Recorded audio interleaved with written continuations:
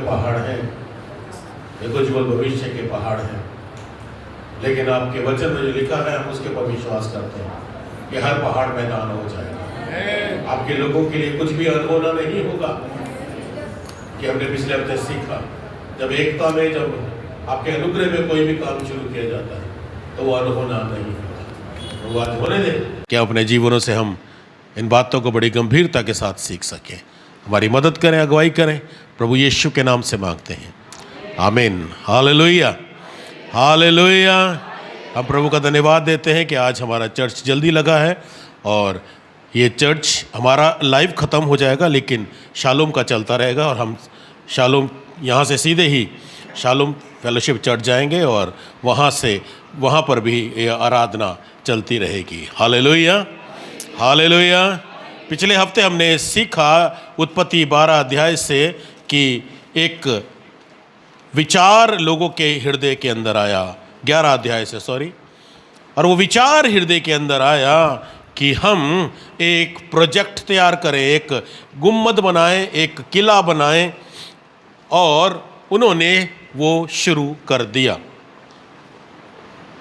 एक विचार अच्छा था, उन्होंने काम भी कर दिया, उसके ऊपर वो लोग काम भी कर रहे थे। लेकिन हमने पिछले हफ्ते सीखा काम सही था लेकिन परमेश्वर की मर्जी के खिलाफ था। हर बात में, हर काम में जो कुछ भी हम करते हैं, अगर हम उसमें परमेश्वर की मर्जी को नहीं पूछते तो हम गड़बड़ी में पड़ जाएंगे गड़बड़ी में पड़ जाएंगे। इसीलिए बहुत सारे कामों में हम अच्छा सोचते सोचते गड़बड़ी में चले जाते हैं। वो गड़बड़ी क्यों हो जाती है? क्योंकि हम परमेश्वर की इच्छा को नहीं पूछ पाते। परमेश्वर की इच्छा को जानना और इच्छा को जान करके वो काम करना जो परमेश्वर चाहता है। और परमेश्वर की योजना हमने पिछले हफ्ते सीखी। परमेश्वर ने बार बार कहा कि फैलो, फूलो और पृथ्वी में भरो। अब ये लोगों ने क्या कहा? हम एक ही जगह पे रहेंगे। कभी कभी परमेश्वर हमारे जीवन से कुछ और चाहता है और हम कुछ और करना चाहते हैं। हम अपनी योजनाएं बना लेते हैं, हम उनके ऊपर काम कर लेते हैं, हम उनके ऊपर मेहनत कर लेते हैं, हम सोचते हैं कि हम यही करेंगे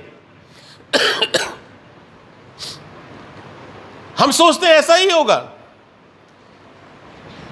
1987 में 31 जुलाई 1987 में मैं लुधियाना में आया।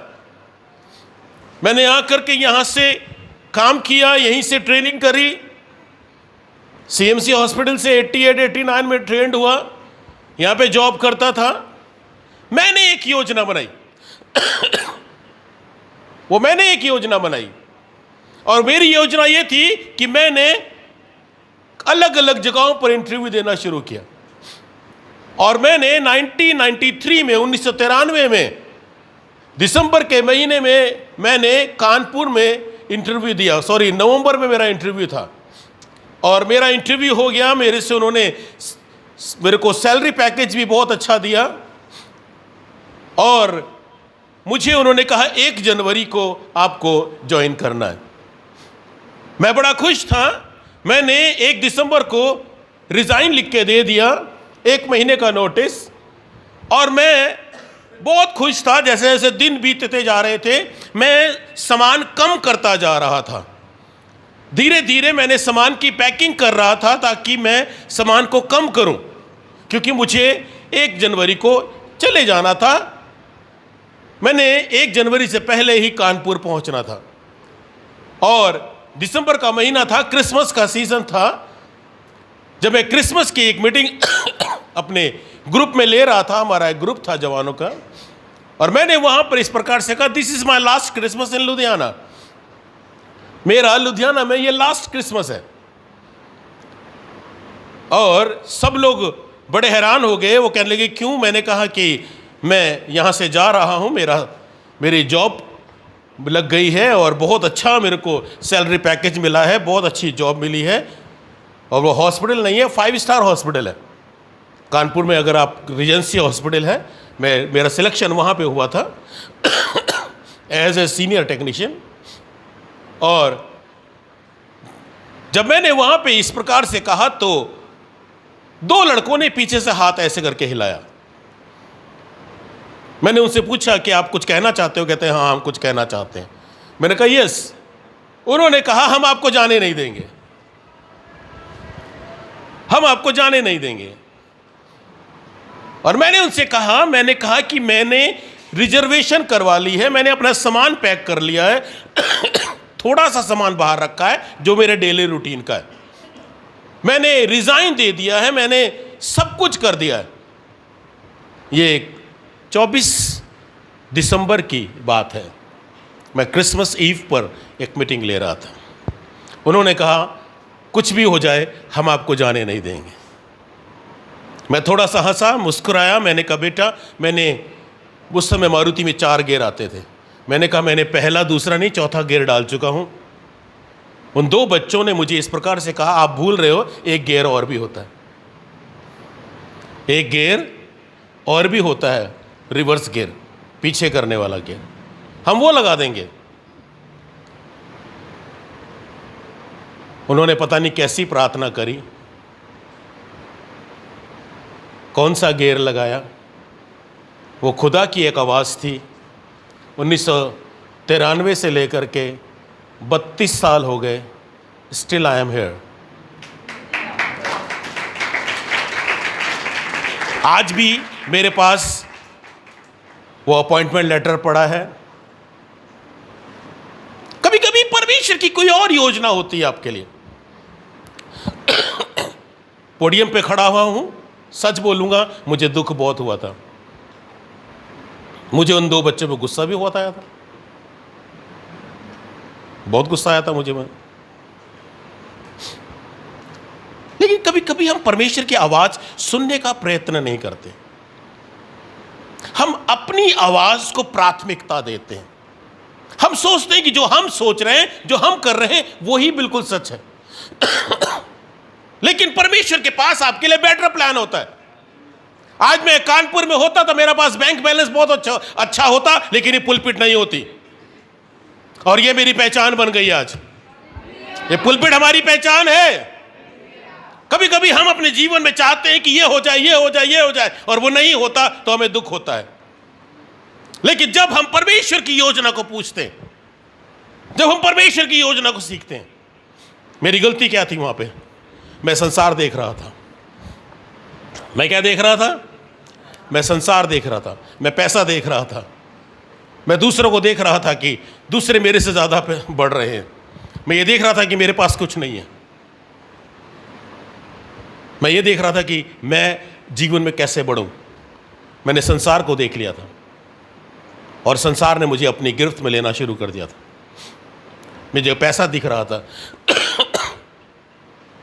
चाहे मैं सेवा में था,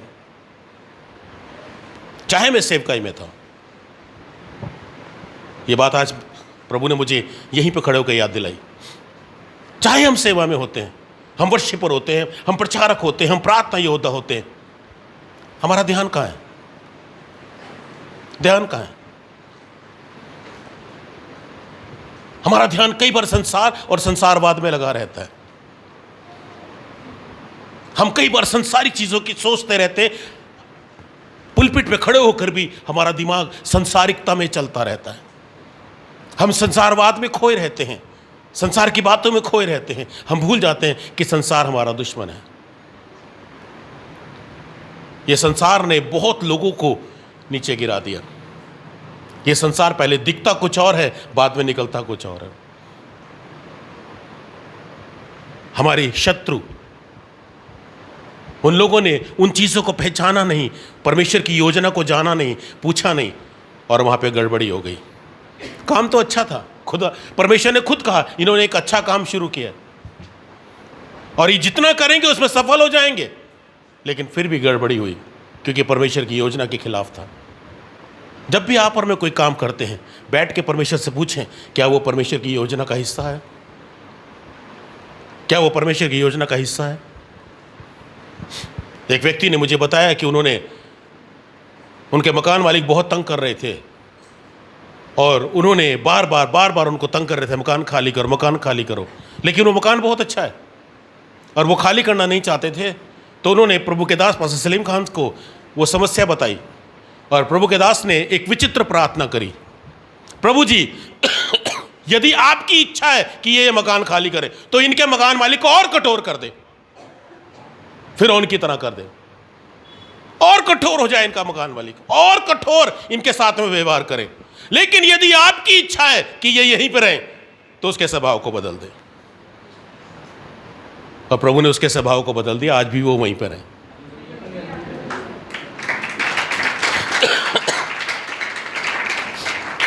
लेकिन जब वो परिवार ये प्रार्थना सुन रहा होगा उनको अच्छा तो नहीं लग रहा होगा,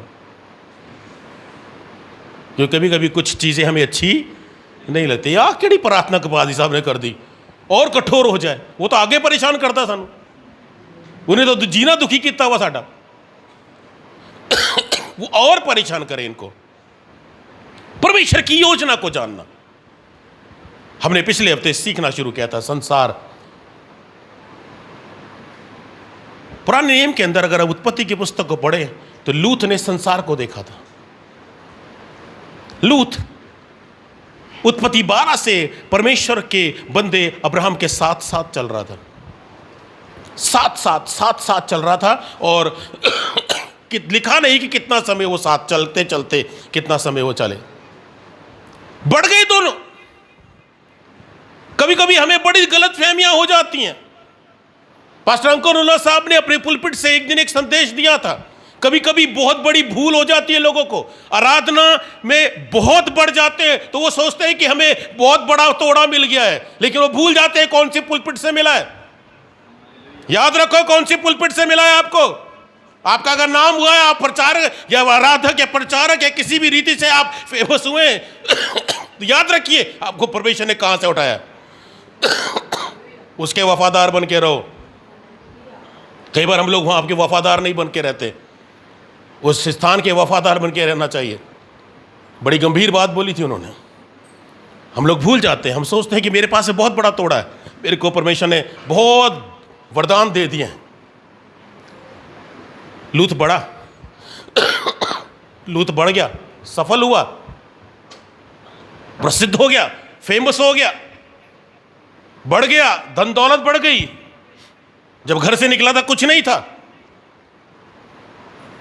आज सब कुछ है, नौकर चाकर बढ़ गए। अच्छी बात है, बरकतें लेना अच्छी बात है और चाहिए चाहिए, होना चाहिए। मुझे याद है कि मैंने एक दिन में जा रहा था कहीं और रास्ते में मुझे किसी से बहुत जरूरी कांटेक्ट करना था, बहुत जरूरी बात करनी थी। और एक लैंडलाइन नंबर उनके घर में फोन लगा हुआ था, भाई जसवीर के घर में एक लैंडलाइन फोन लगा हुआ था। मैं उसके ऊपर फोन कर ही जा रहा था और कोई फोन नहीं उठा रहा था। उस दिन मैंने एक प्रार्थना करी थी, मैंने कहा परमेश्वर मेरे चर्च के अंदर हर बंदे के पास मोबाइल होना चाहिए, हर व्यक्ति के पास मोबाइल होना चाहिए, ताकि जिससे मैं जब चाहूं उससे कांटेक्ट कर सकूं। और कुछ ही समय के बाद में रिलायंस ने कर लो दुनिया मुट्ठी में एक स्कीम लेके आया था, 500 रुपये दो और मोबाइल लो। चाहे लोगों ने फायदा उठाया उनसे, सही तो नहीं किया लोगों ने, विश्वासियों ने भी सही नहीं किया, विश्वासियों ने भी बड़ा पैसे लूटे हैं उनके, गलत काम कर करके फ़ोन दिए हैं और उसके बाद में पैसे नहीं दिए। लेकिन दुआओं का उत्तर मिला, दुआ का उत्तर जरूर मिला। तो प्रार्थना हम बढ़ते हैं। और आज सुबह मैंने एक बड़ी विचित्र बात खुदा से मांग ली। मैंने कहा प्रभु हमारे चर्च में हर बंदे के पास गाड़ी होनी चाहिए। नहीं मिलनी, थोड़ा हालात ही नहीं दिखते, गाड़ी लेने दे। तो चीखना चाहिए, चिल्लाना चाहिए सीखा तो। आज ही सवेरे मांगा मैंने, हर परिवार में गाड़ी हो परमेश्वर। यस, और होगा, कोई बड़ी मुश्किल बात नहीं है। बढ़ना अच्छी बात है, बढ़ना चाहिए। हमें परमेश्वर ने बहुत बढ़ाया, बहुत बढ़ाया हमें परमेश्वर ने। बढ़ना भी चाहिए, हर व्यक्ति को बढ़ना चाहिए, हर व्यक्ति को आशीषित होना चाहिए। इसी से तो पता चलता है कि हम परमेश्वर को मानते हैं। दाऊद ने कहा, मैंने कभी परमेश्वर के जन को किसी के आगे हाथ फैलाते नहीं देखा। इसी से तो परमेश्वर के जन पता लगते कि हम परमेश्वर के जन हैं, हम किसी के आगे हाथ ही नहीं फैलाते। वो भी बड़ा। लेकिन एक समय आया, अलग होने का समय आया। लूत ने नहीं कहा था कि मैं अलग होऊंगा। लूत ने नहीं कहा था। अब्राहम ने कहा, तू इस तरफ जाना चाहता है तो मैं इस तरफ चला जाऊंगा, तू इधर जाएगा तो मैं इधर चला जाता हूं। आज नौकरों में झगड़ा हुआ है, कल हमारे बीच में होगा। वो चाहता तो प्रॉब्लम को सोल्व कर सकता था, बैठ के बातचीत कर सकता था। कभी कभी हमारे मन में जो होता है ना, हमारे एक्शन से दिखाई दे देता है। हमारे एक्शन बता देते होते हमारे मन में क्या चल रहा है। लूत के मन में जो चल रहा था ना, उसके एक्शन से पता चल गया, तुरंत पता चल गया। अब्राहम ने सिर्फ एक सरसरी बातचीत करी और लूत ने एक्शन कर लिया। कभी कभी हम भी ऐसे करते हैं, हमारे तुरंत एक्शन बता देते कि हमारे मनों में क्या चल रहा है। लूत ने तुरंत एक्शन किया, इधर देखा उधर देखा, दोनों तरफ देखा उसने, और उसको वो सिंची हुई बारियां, पानी के सोते अच्छे लगे और उसने वो चुन लिए। संसार चुन लिया उसने। अब्राहम छोड़ दिया उसने अब्राहम को। अब्राहम इस परमेश्वर के साथ चलने वाला व्यक्ति था, उसने अब्राहम को छोड़ दिया। वो संसार में चला गया, सदोम और अमोरा के निकट चला गया, जाके वहां डेरे खड़े कर लिए। थोड़े समय के बाद आप पढ़ोगे उत्पत्ति अध्याय के अंदर 14 से आप शुरू हो जाओगे, पढ़ोगे 13 अध्याय से आप आगे पढ़ोगे तो वो सदोम और अमोरा के पहले नज़दीक गया, फिर अंदर चला गया। 19 अध्याय में आप जाओगे, वो वहाँ का प्रधान है। संसार आकर्षित करता है, संसार आपको आकर्षित करता है, अपनी ओर खींचता है, और वो संसार की ओर खींच गया और ऐसी आजमाइश में पड़ा। आज लूत का जिक्र नहीं है, अब्राहम का आज भी जिक्र है। संसार में अच्छा लगता है, संसार में सब कुछ अच्छा है, दिखता है अच्छा। ये संसार हमें अपनी ओर आकर्षित इसलिए कर रहा है ताकि हमें परमेश्वर से दूर करे। बढ़ना बुराई नहीं है, आशीषें लेना बुराई नहीं है, लेकिन अगर आशीष लेने के बाद आप परमेश्वर को भूल रहे हो, ये बुराई है। अगर आप बढ़ने के बाद परमेश्वर को भूल जाते हैं, ये बुराई है। अगर हम मतलब के लिए परमेश्वर करते हैं और उसके बाद हम भूल जाते हैं, तो ये बुराई है, ये बुराई है। चंगाई के लिए हम परमेश्वर करते हैं, तो ये बुराई है, ये बुराई है। पैसे के पीछे हम परमेश्वर कर रहे हैं, तो ये बुराई है, ये बुराई है। कितने लोग पढ़ लीजिए बाइबल के अंदर, उन्हें चंगाई नहीं मिली। उन्होंने चंगाई की पर प्राथमिकता नहीं दी, उनको चंगाई प्रेफरेंस नहीं दी, उन्होंने परमेश्वर को पहला स्थान दिया, चंगाई ही नहीं दी। एलीशा बीमारी में मरा,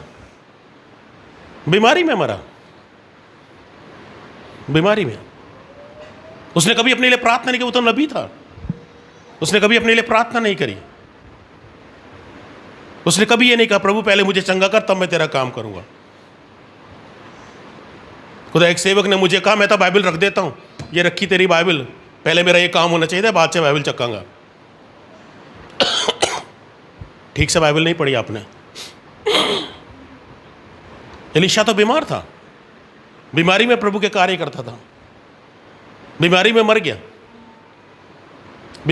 गया, साल भर से ज्यादा हो गया,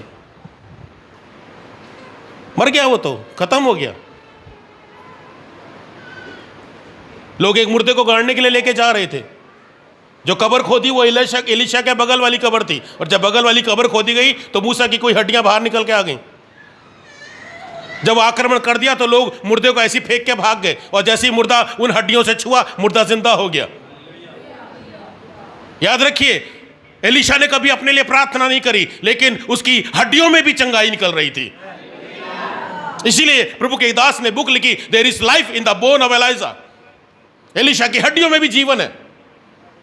ब्रदर दीना करंट के हालात अगर आपने नजदीक से नहीं देखा, मैंने उनको बहुत नजदीक से देखा है। उनकी दोनों किडनियां फेल थी, उनका ओपन हार्ट सर्जरी कई बार हो चुकी थी, उनसे चला नहीं जाता था, लेकिन जब वो पुलपिट पे खड़े होते थे तो पकड़ पकड़ के उनको खड़ा किया जाता था। मैंने दिल्ली में उनको बहुत करीब से देखा। खुदा का वो बंदा था जिसने हजारों लोगों को किडनियां दिलवा दी, लेकिन उन्होंने अपने लिए कभी प्रार्थना नहीं करी। वो व्यक्ति थे, 24 घंटे का दिन होता, 18 घंटे दुआ करते थे वो। यस, प्राथमिकता चंगाई नहीं है हमारी। प्राथमिकता हमारी चंगाई नहीं है कि चंगाई नहीं मिली तो इसका मतलब प्रभु है ही नहीं, हमें बरकत नहीं मिली इसका मतलब प्रभु है ही नहीं। सैकड़ों लोग गिनवा सकता हूं आपको। जोएल ऑस्टिन को आपने सबने टीवी के ऊपर सुना होगा। उनके पापा जॉन ऑस्टिन वो व्यक्ति थे, मैंने उनको दिल्ली के अंदर उनकी मीटिंग्स को देखा। जब लोग ऑफरिंग देते थे ना, तो बड़ी बड़ी चादरों को 4 कोने से पकड़ के चलना पड़ता था, डबल बेड की, ऐसी ऑफरिंग आती थी। लोग अपनी जैकेट, सोने के गहने, पर्स, पूरे पर्स ऑफरिंग में डाल देते थे लोग। जब जॉन ऑस्टिन मीटिंग्स में आते थे तो कार उनको उतार के चली जा रही है, लोग खाली कार को भी छूते थे तो चंगे हो रहे थे। वो था जॉन ऑस्टिन साहब, वो थे जॉन ऑस्टिन साहब। और उनके दोनों गुर्दे फेल हो गए थे, दोनों गुर्दे फेल हो गए थे, और उनकी डेथ हो गई थी। और जब उनकी डेथ हो गई, उनकी वाइफ ने, मिसेस विक्टोरिया ऑस्टिन ने, उन्होंने अपने पति की मेमोरी सर्विस ली थी। और उस समय इतने टीवी के चैनल्स नहीं थे। स्टार टीवी एक होता था, स्टार टीवी नेटवर्क, जिसमें स्टार ट्रैक भी आता था, एक सीरियल आता था। उन्होंने उसके ऊपर लाइव मीटिंग चली थी, और उनकी पत्नी ने ऐसे बोला था, जॉन ने हजारों लोगों के लिए प्रार्थना करी, लाखों लोगों के लिए प्रार्थना करी, लाखों लोगों को किडनी मिली, लेकिन जॉन को नहीं मिली, उनको नहीं मिली। उनकी मृत्यु किडनी फेल से हुई। लेकिन उन्होंने एक बात को कहा, लेकिन अब वो जहां पर है वहां पे किडनी फेल नहीं होगी। कभी कभी हम संसारवाद, संसार की चिंताएं, संसार की चीजें, संसार की बातें, इन्हीं को बरकतें समझ लेते हैं। यही प्राथमिकता होती है हमारी। बहुत सारे लोग हैं जिन्होंने संसार को तुच्छ जाना, लेकिन प्रभु को पहला स्थान दिया। ये संसार हमारे लिए पहला नहीं है। ये संसार और संसारवाद नष्ट हो जाएंगे। संसार और जो कुछ संसार में, वो सब नष्ट हो जाएगा, कुछ भी नहीं रहेगा। संसार,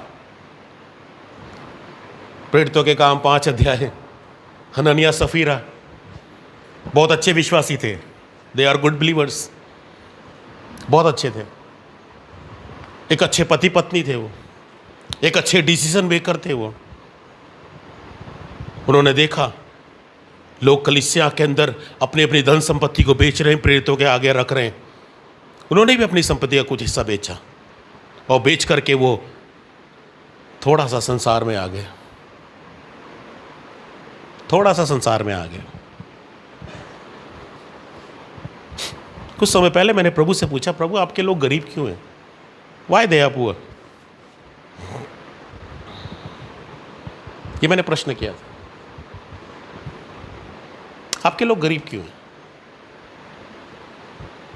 कोई भी काम करने से पहले 100 बार सोचना पड़ता है आपके लोगों को, वाई? क्यों है?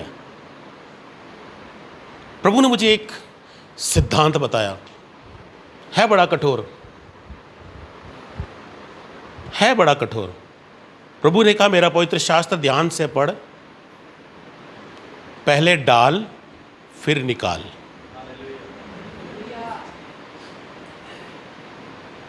पहले डाल फिर निकाल।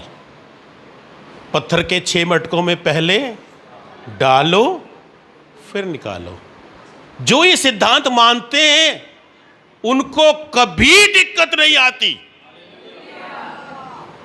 डालना और निकालना। हमारा प्रॉब्लम क्या है? निकालना, निकालना और निकालना और निकालना। मैंने कहा, प्रभु जी आप तो किसी भी एंगल से अपने पर उंगली उठाने नहीं देते। प्रभु ने कहा यही कलाम का सिद्धांत है, ये वचन का सिद्धांत है, मैंने तो लिख के दे रखा है। डालो निकालो, डालो निकालो, डालो निकालो। विधवा आई, एलीशा ने कहा तेरे पास क्या है, तेरे पास क्या है? उसने कहा एक कुप्पी तेल है। कहता डालो निकालो, डालो निकालो, डालो निकालो, डालो, पहले डालो, पहले डालो, डालोगे तो निकलेगा, जब डाल ही नहीं रहे। भूमि का सिद्धांत क्या है? मैंने कहा प्रभु बो काटो, तो कह रहे बो फिर काटो, बो फिर काटो, बो काटो, बोगे तो काटोगे, बोगे तो काटोगे। सिद्धांत है, मैंने तो सिद्धांत बना के दे दिए। मेरे प्रश्न का उत्तर मिल गया, मेरे प्रश्न का उत्तर मिल गया, क्योंकि मैं को ऐसे ऐसे प्रश्न करता रहता हूं। जरा मेरी आदत है प्रभु से ऐसे बात करने की। प्रभु ने कहा मैंने तो सिद्धांत दे रखे हैं, डालो निकालो, डालो निकालो, बो काटो, बो काटो। बोने के समय आप आराम कर रहे हो, बोने के समय आप मेहनत नहीं कर रहे हो, बोने के समय आपने खेत में काम नहीं करा, बीज आपने कहा बोया नहीं, फिर कैसे काटोगे? ये संसारवाद अपनी ओर खींचता है, संसार अपनी ओर खींच लेता है। ये संसार है, हमें अपनी ओर खींच लेता है। हननिया सफीरा ने जमीन बेची, थोड़ा सा पैसा घर में रख लिया, काम आएगा। बात पैसे की नहीं थी वहां पे, बात वहां पैसे की नहीं थी, बात वहां कमिटमेंट की थी, बात वहां पे परमेश्वर की आज्ञा तोड़ने की थी। जब तू कोई मन्नत माने तो उसको पूरी कर, चाहे तेरा नुकसान हो चाहे फायदा हो, पूरी कर। जो मन्नत मानी उसको पूरा कर। मन्नत क्या मानी? हम भी अपनी जमीन का कुछ हिस्सा बेचेंगे और खुदा के घर में देंगे। और जब पैसा देखा तो नीयत खराब हो गई। संसार को देख लिया, संसार की चीजों को देख लिया। इस पैसे से 4 चीजें आ जाएंगी। यह संसार है,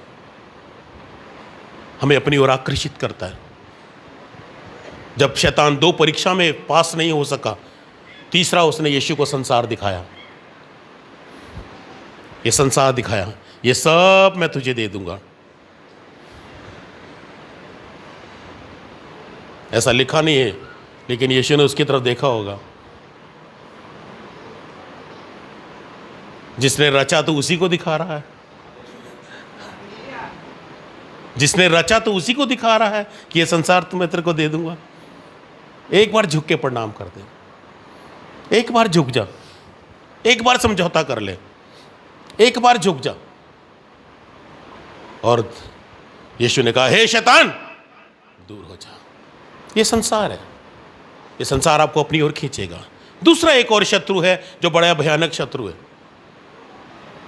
ये बहुत भयानक है। ये इतना भयानक है कि आपको कभी कभी चर्च आने नहीं देता,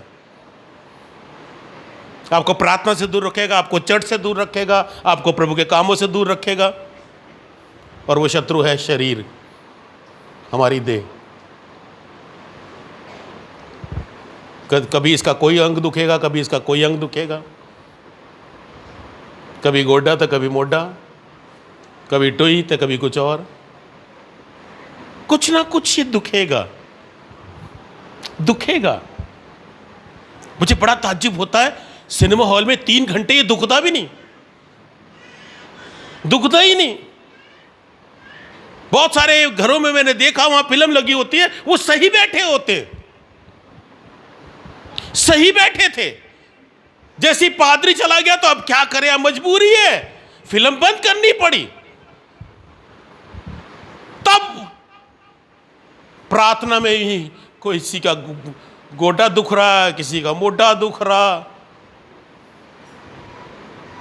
ये शरीर की आदतें हैं, ये शरीर हमारा दुश्मन है, मैं प्रभु में बढ़ने नहीं देता। पढ़ के देख लें रोमियो की पत्री 8 अध्याय निकाल लेंगे। बड़ा लंबा है लेकिन हम इसको धीरे धीरे सीखेंगे, बहुत कुछ है इसके अंदर। 8 अध्याय को निकालेंगे।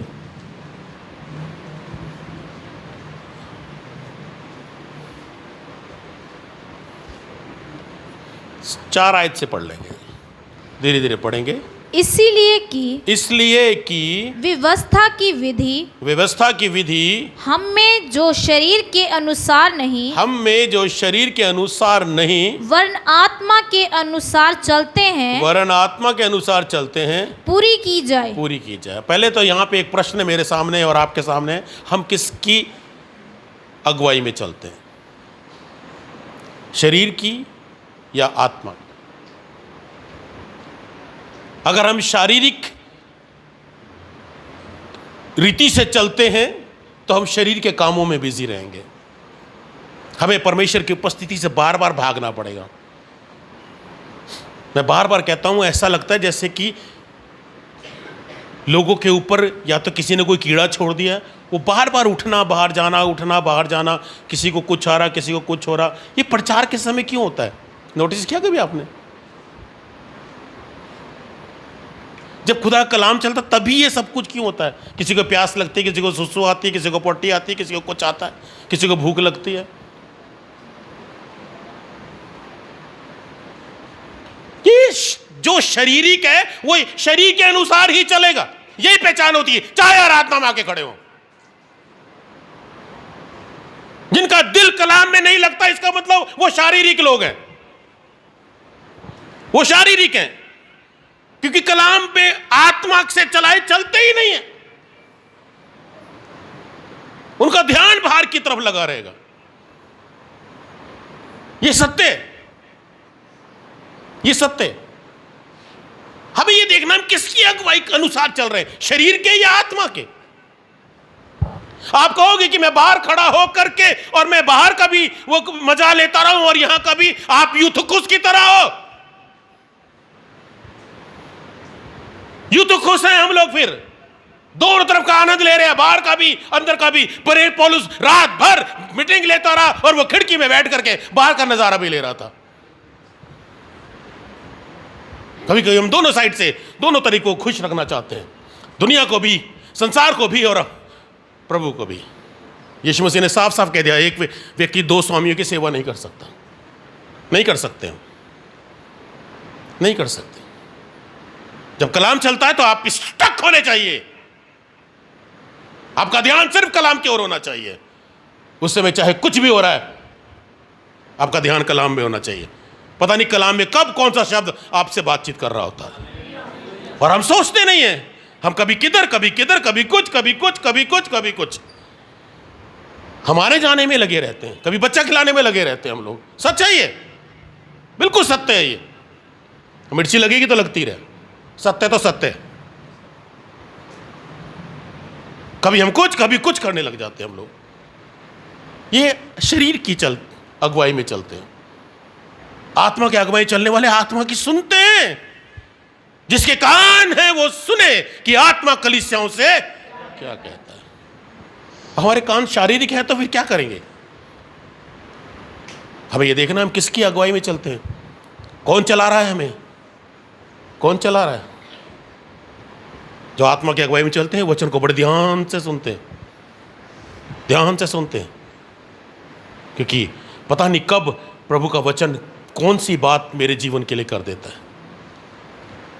और आगे, क्योंकि शारीरिक व्यक्ति शरीर की बातों पर मन लगाते हैं। जो मैंने कहा, शारीरिक व्यक्ति शरीर की बातों पर मन लगाएगा। उसको शरीर की बातें ही, उसका कुछ ना कुछ दुखता ही रहेगा, उसका कुछ ना कुछ होता ही रहेगा, उसको कुछ ना कुछ लगता ही रहेगा। उसको बार बार जिज्ञासा होगी कि मैं बाहर की तरफ जाऊं। आते मीटिंग में ऐसे लोग, लेकिन जिज्ञासा बाहर की ओर लगी रहेगी, ध्यान बाहर की ओर लगा रहेगा। क्योंकि शरीर पर मन नहीं, शारीरिक व्यक्ति शरीर की बातों पर मन लगाते हैं। और आगे, परंतु आध्यात्मिक आत्मा की बातों पर मन लगाते हैं। तो आध्यात्मिक आत्मा की बातों पर मन लगा। और आत्मा की खुराक क्या है? प्रभु का वचन। वो बड़े ध्यान से सुनता है, प्रभु आज मेरे से क्या बात कर रहा है। वो ध्यान से सुनता है, आज प्रभु मेरे जीवन, मेरे लिए क्या संदेश लेकर के आया है। बड़े महत्वपूर्ण क्षण हम ऐसी कई बार गुमा देते हैं, खो जाते हैं हम लोग, भूल जाते हैं हम लोग। बड़ी बड़ी महत्वपूर्ण बातें शायद प्रभु ने कई बार आपके लिए करी होगी, लेकिन आपका ध्यान कहीं और था, आपने खो दी, आपने खो दी। मैं कानपुर में था, बहुत साल पहले पीटे यंगनी साहब की मीटिंग चल रही थी। मेरे दोस्त की दादी जी को वहां पर हम लोग लेकर के गए थे। उनकी व्हीलचेयर के पास ही एक और व्हीलचेयर, एक भीख मांगने वाली बहन आ गई और वो आकर के वहीं पे उनके बगल में थी। पीटर रंगनी साहब ने कहा, जितने व्हीलचेयर के ऊपर है सारे छोड़ दो। और दादी को 4 लोग उठा रहे थे, उठ जा दादी। दादी नहीं उठी। तभी ध्यान अचानक गया, सामने स्क्रीन चल रही थी।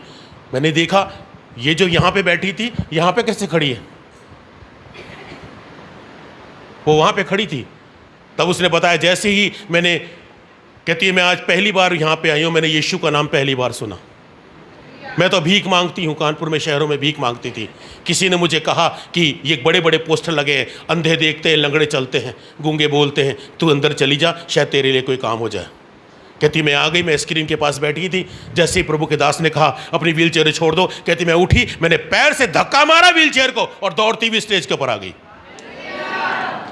जो खुदा के कलाम को सुनने आते हैं उनके लिए चमत्कार होते हैं, और जो जानते हैं पहले से ही पादरी क्या बोलेगा हमें पता ही है।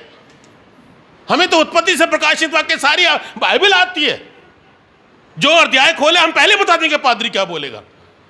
कई बार हमें स्पिरिचुअल प्राइड होता है या आत्मिक घमंड होता है हमारे अंदर, और दादी को हम जैसे लाए थे वैसे ही ले गए।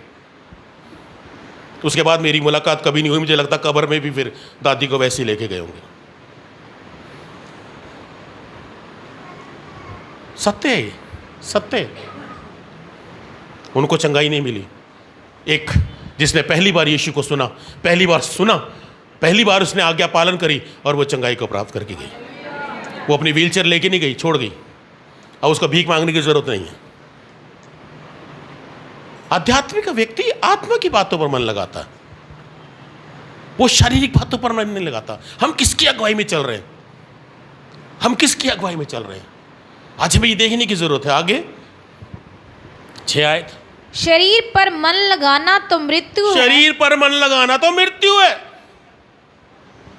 और आगे, परंतु आत्मा पर मन लगाना, परंतु आत्मा पर मन लगाना जीवन और शांति है। जीवन और शांति है। शरीर पर मन लगाना मृत्यु है। यह आपको मृत्यु की ओर लेकर के जा रहा है। लेकिन अगर आप आत्मिक रीति से बढ़ रहे हैं, आत्मा पर आपने मन लगाया हुआ है, तो आपके पास शांति भी है, आपके पास जीवन भी है। और ये शांति और जीवन कौन है? यीशु ने कहा शांति का राजकुमार वो है।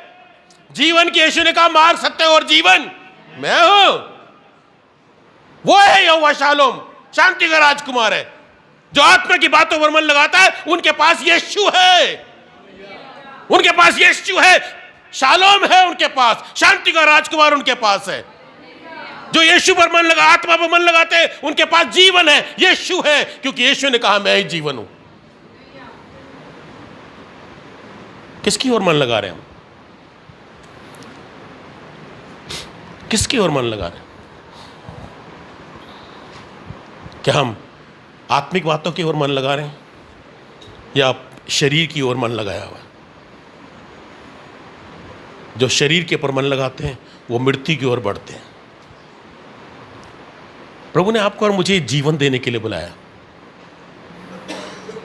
गीतकार ने इसलिए गीत लिखा, जीवन देने के लिए मेरा यीशु बुलाता था। वो जीवन देने के लिए आया। यूहन्ना 10:10 में उसने कहा चोरी करने, मारने और नष्ट करने के लिए आया, परंतु मैं इसलिए आया ताकि तुम जीवन पाओ और बहुतायत का जीवन पाओ। वो जीवन देने के लिए आया। यहां भी और वहां भी, यहां भी और वहां भी। अगर आप और मैं शरीर पर मन लगा रहे तो यहां भी मृत्यु पे है, वहां भी मृत्यु में जाना हमने। यहां भी मृत्यु में ही तो है हम लोग।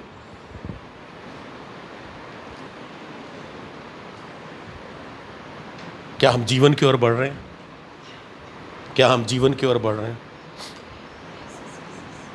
दुश्मन को पहचाने। ये थक जाता है शरीर, ये थक जाता है। ये आपको प्रार्थना करने नहीं देगा, ये आपको वचन पढ़ने नहीं देगा। नोटिस करके देखना कभी आप, प्रार्थना की बारी आएगी तो आपके अंदर थकान होगी, उसके बाद आप 6 घंटे मोबाइल चला सकते हो, 6 घंटे आराम से मोबाइल चला सकते हो, शायद 8 भी चला सकते हो। ना तो आपकी आंखें दुखेंगी ना आपके हाथ दुखेंगे, बाइबल उठाते समय आपके हाथ दुख जाएंगे। शैतान ने एक बड़ी चालाकी से आज हमें अब खींच लिया है। इस दुश्मन पे तो बाद में आएंगे हम। मोबाइल भी एक दुश्मन है। आज करोड़ों करोड़ों लोगों को इसने परमेश्वर के राज्य से वंचित कर दिया, करोड़ों लोगों को। आप पता क्या विश्वासी क्या सोच रहे हैं? प्रभु यीशु मसीह आए और हमें अपने साथ लेके जाए, लेकिन मोबाइल और चार्जर साथ लेके जाए। मोबाइल और चार्जर ले जाने की परमिशन प्रभु दे। वहां करेंगे क्या? फिर बोर होना है भाई। यहां तो हर सेकंड में हमें नया चाहिए, हर सेकंड में नया चाहिए हमें। यहां तो हर संडे नए गीत गा लेते हो, वहां तो गीत भी नया नहीं है, कोई नया गीत नहीं है वहां पे। एक ही शब्द है जो बार बार गूंजता है, पवित्र पवित्र सेनाओं का यहोवा पवित्र।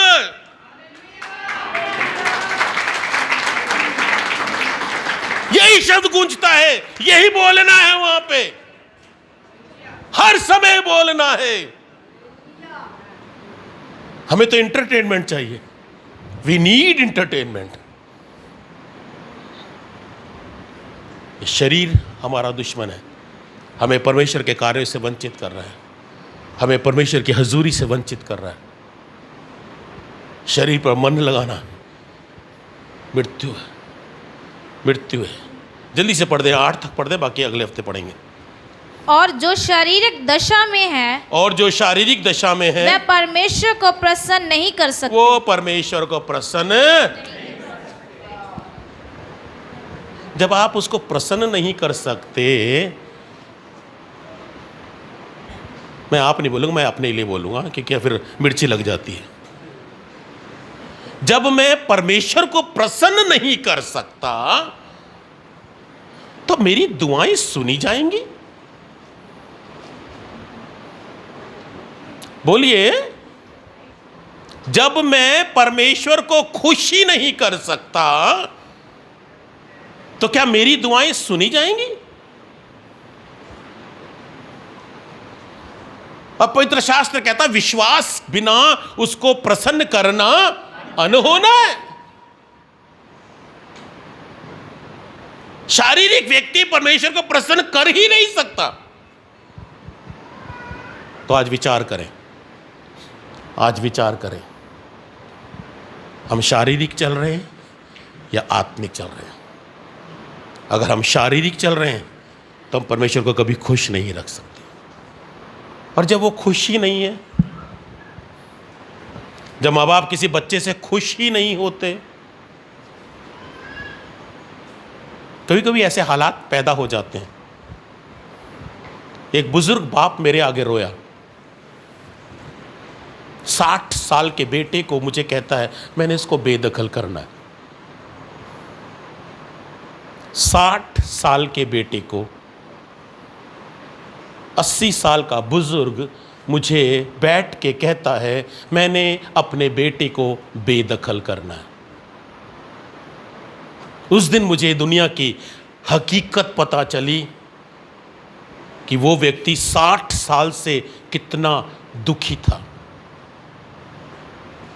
जब बच्चे कहने में नहीं होते तो बुजुर्गी में भी माँ बाप को कब्र में भी सही जाने नहीं देते। वो बुजुर्ग के कब्र पैर में थे, सॉरी पैर कब्र में थे, कब्र पैर में नहीं, पैर कब्र में थे। लेकिन वो मेरे से कह क्या रहा है, मैंने अपने बेटे को बेदखल करना है। कैसे हालात हो गए हैं समाज के,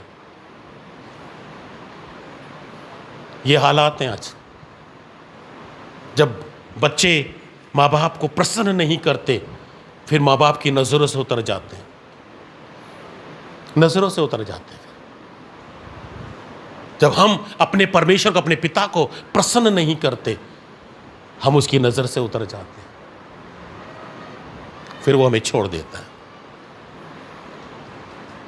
फिर वो हमें छोड़ देता है। धीरे धीरे इस कड़ी को आगे सीखेंगे। यहाँ का लाइव यहीं समाप्त होगा। इसके आगे का जो लाइव है वो शालोम फेलोशिप चर्च में चल रहा है, हम भी सारे वहीं मिलेंगे।